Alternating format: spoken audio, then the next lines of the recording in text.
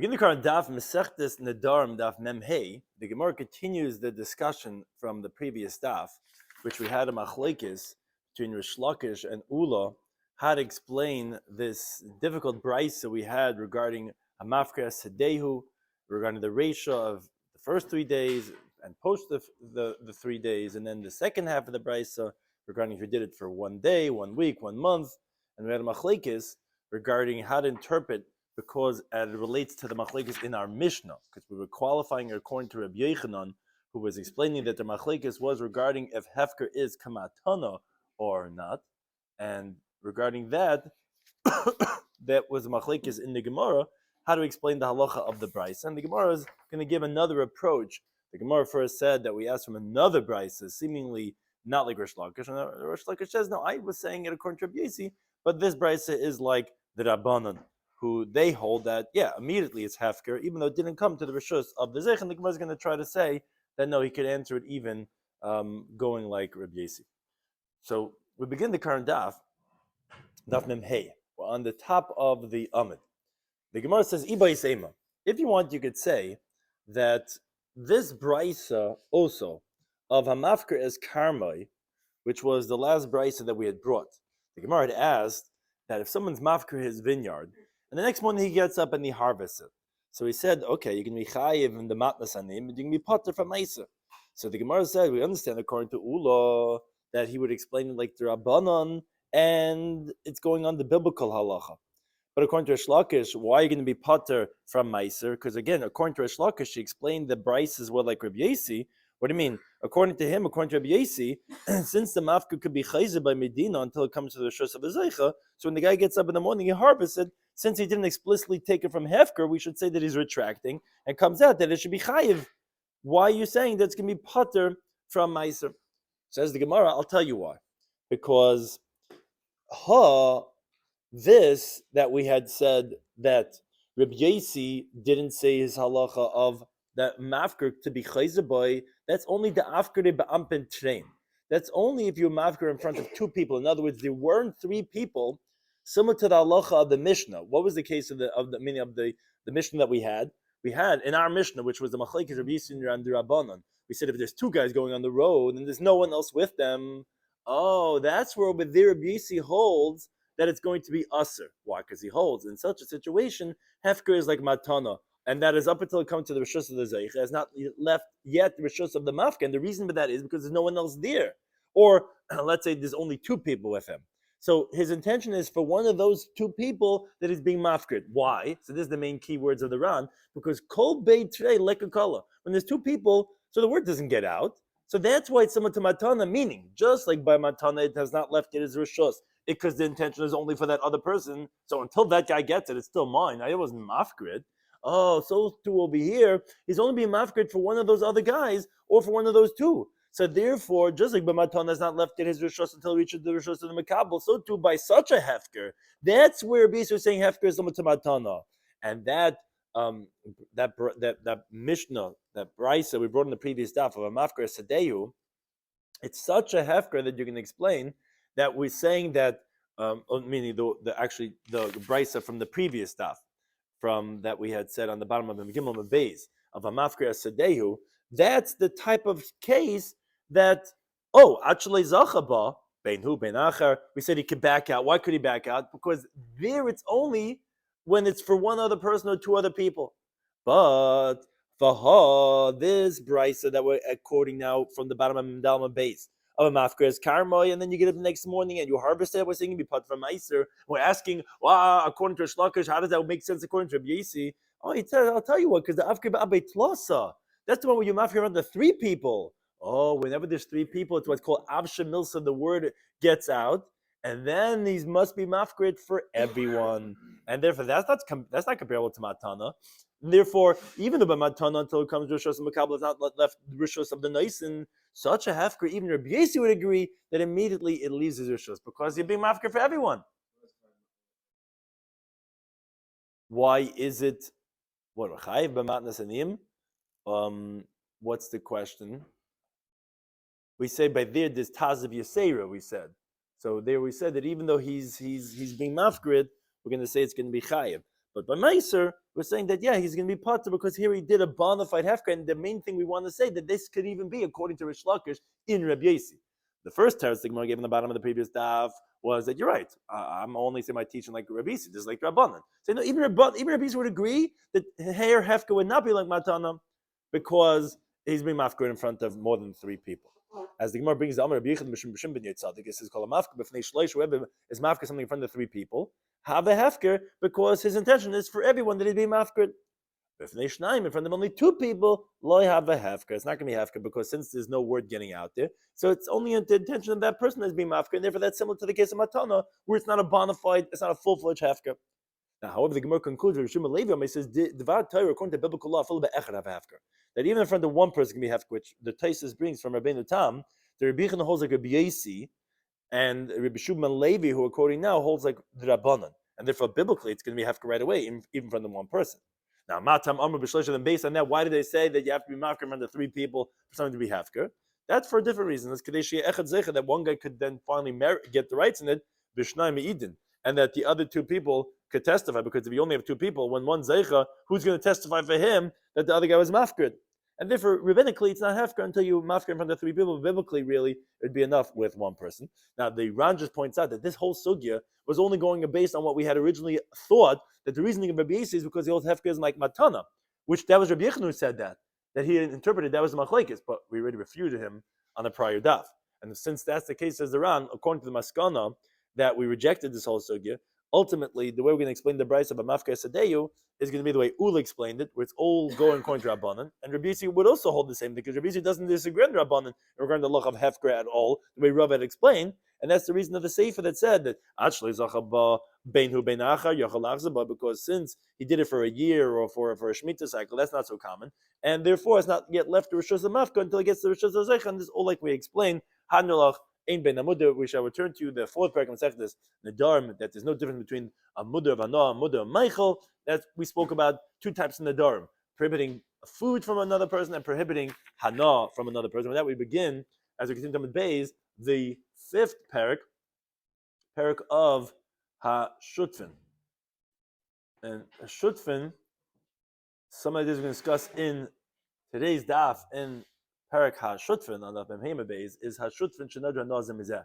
When partners prohibit pleasure, benefit from each other, the concept of you cannot make someone else's things forbidden on someone else, and that a kainim, a neder, could exclude the rights that someone has, not actual ownership, but shibudim. And chatzei in chalukah, the halacha, that there are certain types of courtyards that you could force your partner to divide if it's 4 by 4 amas, but if it's less than that, you cannot force him. So we begin the Mishnah. Says the Mishnah Hashutafin, which again, it continues the theme of the previous parak, which was these partners are that they prohibited based on a neder, pleasure one from the other. So again, these guys are partners here in the courtyard. So the halachas are certainly kans l'chatzir. Then I'll go into the courtyard, because as the Ram points out, this Tana holds that even vitur means to say something that usually people are mavater on, they're okay with. That's usher by mudhana, and since both partners are prohibited from each other, so I'll go into the courtyard. That's the Tana Kama. However, he says no. He could go into his part, and he could go into his part. What does this mean? So the Gemara on Daf Memvav Mebeis on the next daf explains that we're talking about a chatzir that does not have a halacha of chalukah, meaning it's not big enough to force you to divide it. So essentially, you could say, and we'll explain that's the machlekes between the 2 tanoim, that it's all mine. But a chatzir that has a halacha of chalukah, meaning it's big enough that it can be divided according to everyone, it's going to be usher to go into the courtyard, because you have no right to go into the whole courtyard, because it could be part of his courtyard. Now, the Gemara in Baba Kama of the Alpha Beis explains the machlekes between Rabbi Shloimy Yaakov and Tanakama if you say yesh breira or if you say ein breira. What is that? That Rabbi Lazar holds yesh breira. So what does that mean, yesh breira? That there is selection. Therefore, we say breira is essentially a retroactive clarification that, this was mine. We don't know, but we could say that was my part that I have in it. So when this guy goes in, he says, I went into my part. And this guy goes in and he says, I went into my part. Rabban hold no ein breira. You cannot say retroactive verification that this was your part of the chutzner that there was, and therefore it's going to be us to go into the courtyard because you might be going, quote unquote, into his part, and he's making you prohibited with a neder.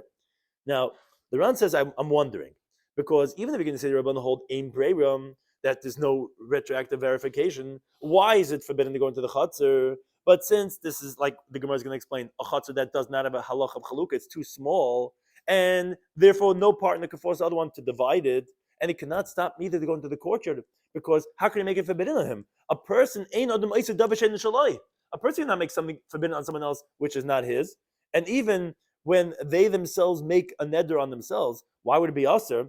When each one goes into the chutzner, he's benefiting from his own, not from his friend, because that guy can't stop him. That's the Ran's question.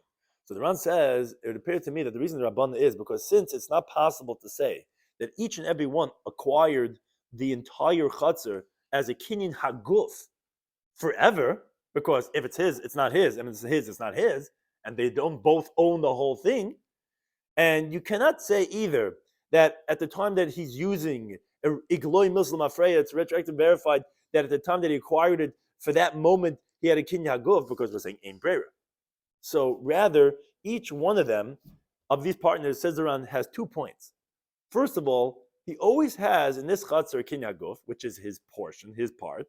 And number 2, there's a kinyan of shibud that he has in his friend's part, that the other guy cannot stop him, min hadin, to use his part, even though he does not have a kinyan haguf in this guy's part. So therefore, the Rabban hold that kinyan of shibud that he has on the portion of his friend, for that we have the halacha of kainamis that would make it forbidden. The kainamis is the problem that is the main thing over here, because we're taking a neder. So therefore it's going to be usher. Why? Because the halacha is kainamis a mafkinim adei shibud. A kainim, a neder, removes from shibud, like the Gemara brings on that pevav and mabeis. Oh, so it's on that shibud part that the kainim is going to say that you cannot go in, which when Yaakov disagrees on them, and he holds yesh brera, and therefore we say that every single moment that a person goes into the chatzar, he's going into his part, because the glol mafreya, and the goof of the chatzar is acquired to him totally for that utility, because he's not utilizing it from a kinyan of shibud, rather from a kinyan of haguf. Whatever I could say that each one has a kinyan haguf, it's not appropriate to say that that's the kinyan shibud that he has, because it's not called a kinyan shibud. What he's standing over there, by definite what he has, every single one of them has, with brera, you could say, well, this is mine. And the Rabban also, they don't qualify as a kinyan shibud, only because it's not possible to qualify as a kinyan haguf, because they say ein brera. So all you're left with is a kinyan shibud, and that we're saying that the kainamas of the partner could be remove the shibudim that you have. Now he says that some who want to ask that since the Machlik and the Rabban is tali if yesh brera ein brera, that's how the Gemara explains in Baba Kama Daf Menavim Beis. So how does the Gemara paskin on the next daf? Like Rabbi Shloimy Yaakov that holds yesh brera, as we just explained. That's why he holds that then the Gemara Masechet Beis Daf Lamechas Menav comes out that when does Rabbi Ishia not hold of brera is by biblical, but rabbinically he holds, and the Allah is gepassen like Rabbi Ishia. Obviously that's owned by Rabbanan, but there he holds ein brera. So you have a kasha hilchasa. How do we rule regarding yesh brera not? So really, we can go through a large chunk of the Ran, but I'm going to skip down. No. He goes through Rabbeinu Tam and explaining all the different rayas, but ultimately he says that the brera over here, he disagrees with some of the Rishonim, is like brera in general. It's just because this brera, he says, is adifa, is better. So we rule over here like Rabbi Eliezer ben Yaakov. However, it says here also, we need to come on to the concept of brera. That a global Muslim Afreya is like a regular brera, because you cannot say on this chatzar it's totally his and it's totally his, because if it's his, it's not his, if it's not, and if it's not his. Rather, what we're saying is that these partners, at the time when they bought the courtyard, he's saying a very important principle. He says they bought it with that intention that at the time when each one of them is going to utilize it, it should be totally his for utility. And therefore, from the beginning, we don't know which day and which moment each one are going to use it for.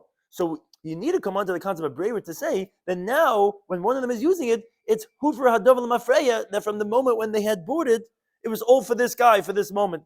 And most definitely a person could acquire for 1 month for Reuben and 1 month for Shimon, and when each one of them is using it, like it's totally acquired for him, because that's like the case of nichse lach v'achar echel aplayni. My assets go to you, and afterwards to that other person, and you could do such a thing.